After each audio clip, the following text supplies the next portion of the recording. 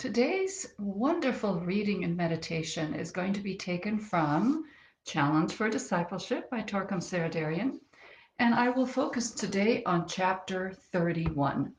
I love this chapter, and the title is How a Disciple Can Bring More Love and Joy to People. What else can we do but focus on those two things that are so important to our world today?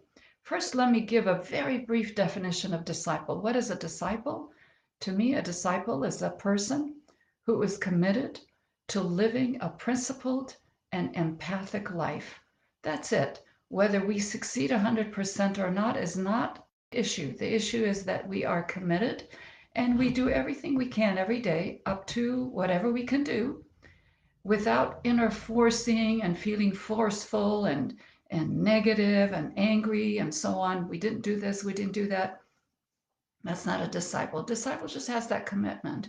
And every day you do your best. But one of the most important things we can do is spread love and joy to people. You might think that it's a sentiment to have love and joy, but it's not. So I'm going to read a few passages from this fantastic chapter, chapter 31. If you have the book, study this chapter because it will be a wonderful, wonderful, uplifting experience for you. And then when we're done with some of the excerpts that I'd like to read, we will do a meditation together on how to take a step on spreading love and joy. So let me start with that first paragraph on the first page. Disciples have an inner fountain of joy and love. Okay, so this is what you're going to try to cultivate. How do I get an inner fountain of joy and love, which streams forth into their lives and nourishes people around them? Very often it is the joy and love of a disciple that attract people to the path of enlightenment and labor. We have to always keep remembering that what brings bees and beautiful insects to our life and beautiful gifts from life is the honey, right? And honey is your love and your joy. And if you have that love and joy inside of you, it means that you are in touch with your soul, that you have that clear understanding that everything is possible in time and space. And if you stay with that, you will see how life will just unfold for you. You have to strive, of course. So look at joy and love in a different way today. People sometimes think that joy and love are sentiments, feelings, or emotions. They are not. Those are just things that fleet away, but love and joy stays with you forever. The Ageless Wisdom teaches that love and joy are particular kinds of energies, which have three fundamental tasks in the human kingdom. So think of these as powerful cosmic energies that have very important tasks for us. And think in your life, as I'm reading these three tasks, could we live without love and joy? Consider this past year with the pandemic and the deaths and the suffering and the separatism and the separateness that we felt from our loved ones and how stressful it's been. So having love and joy is so important. Look at the first thing love and joy do. They make life forms exist, create, and survive. And we've seen that. People do everything they can to touch with other people, touch base with other people, Zoom and call, and even play music outside so people can hear you. We have a neighbor who gives a concert every Sunday at 11 o'clock outside, puts the speakers on, people gather, and they listen to his music. He wants to share his love and his joy of creativity. So don't minimize love and joy in your life. They're not just mere emotions and mere sentiments. The second thing these two energies do is they help the formation of the soul, the identity in our human life.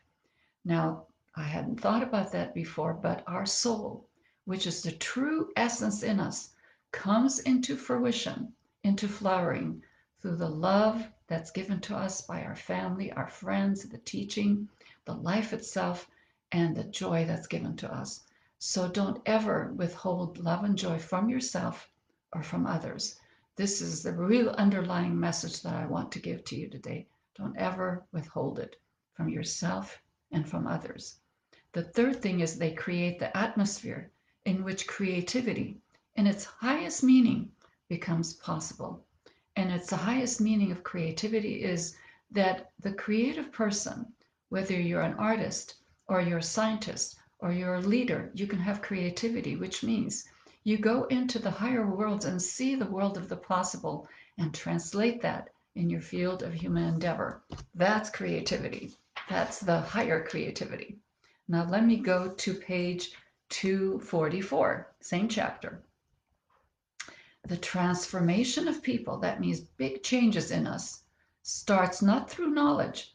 See, we can have all the encyclopedic knowledge that we want, but that does not change us.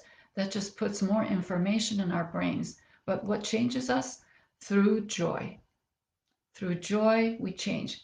Think of how you teach your children, how modern mothers and grandmothers teach their children. It's through joy, through toys, through beautiful words, through hugs, through nature, through music, through wonderful books that we give and toys that we give. And it's the same thing if you translate to something higher.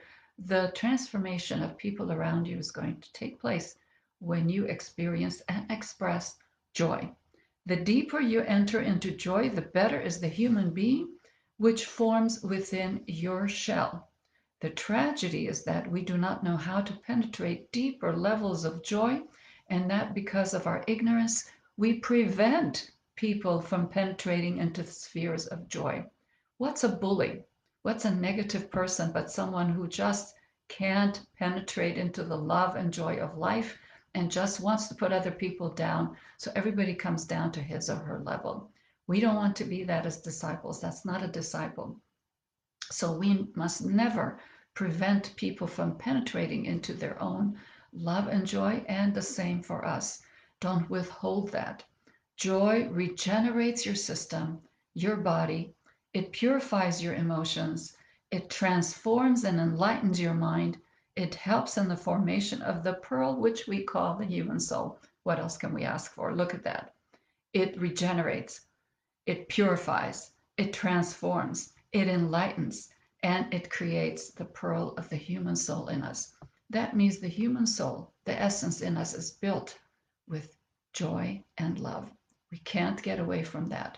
So read this chapter, study it, and when you can, pick up that fantastic book that I always talk about, Joy and Healing.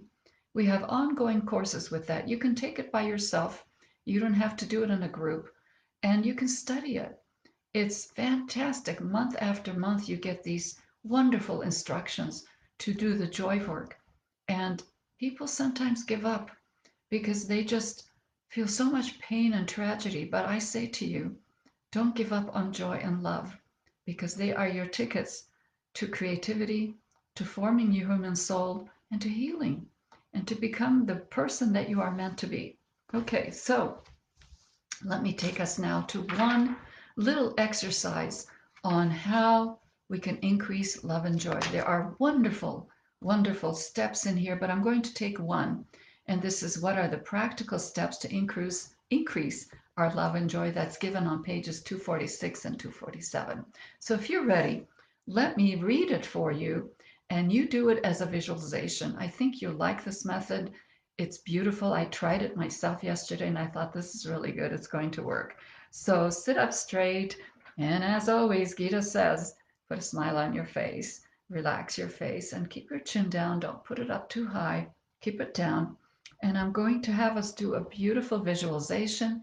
And then we are going to find people in our life to whom we can send love and joy and certain gifts. So let me take us through it if you're ready. Okay, sit up straight.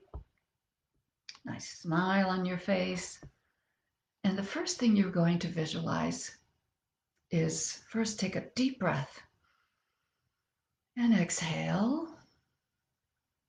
Another one. And let your shoulders, your chest relax as you do this, your face relax. Don't hold any tension in you. Exhale and do it one more time. Deep breath and exhale. And focus your mind first on a pink colored sphere of energy. Pink colored sphere. Just see it like pink clouds. They're so beautiful. and see in them beautiful, sparkling violet waves. Later on, you can think what these mean. Pink energy, violet waves, and inhale it into your whole being. Let's do it together. And exhale. Let's do it again. And as you do it the second time, visualize love, joy being absorbed into your body. Let's do it again. Pink cloud, violet waves, sparkling violet waves. Inhale and exhale. Now make that pink cloud huge with violet waves in it. And this time you're going to inhale it into your whole body, absorbed into your whole body. And as you exhale this time, you're going to visualize all your being, thoughts, feelings, emotions that are harmful or ugly or shameful. They're going to exhale them. Let's do it again. Huge pink cloud that's bigger than your body, violet waves. As you exhale,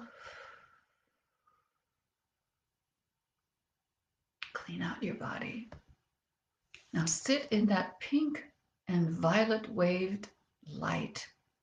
And first, send love and joy to a few people, 1 to 3 people. Just put your mind at ease and share that beautiful pink and violet waves with someone who really needs love and joy right now.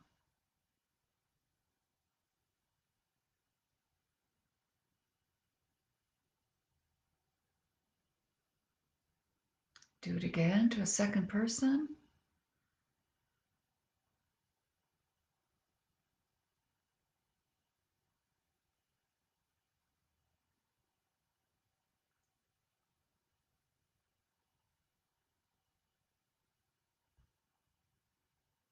Now, keeping your serenity and your peacefulness, think of a few people to whom you would like to send thoughts of love and joy through letters or emails. But I really love little cards that have your signature on them, your little handwriting.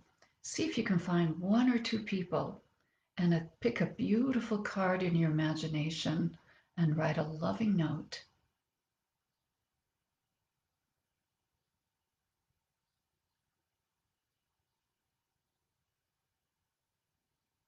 Write another note to a second person.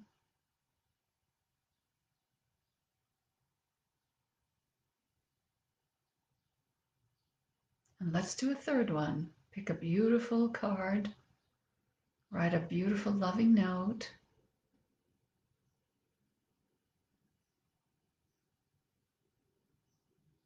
sign it, and send it.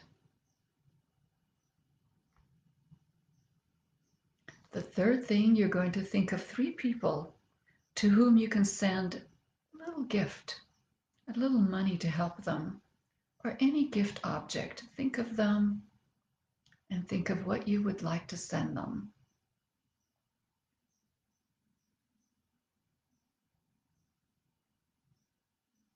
Maybe your presence, your prayers, something that is uniquely you that you can give to 3 people. They can be adults or children.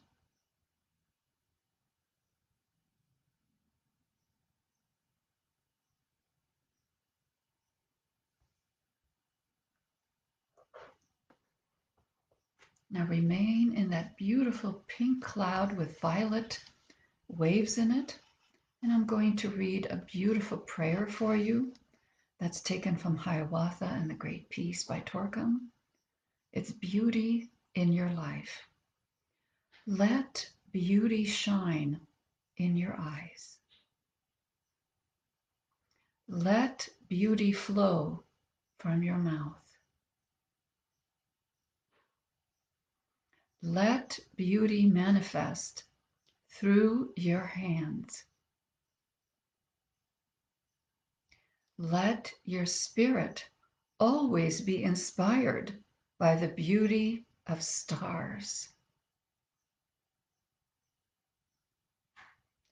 Live in beauty, work in beauty, depart in beauty.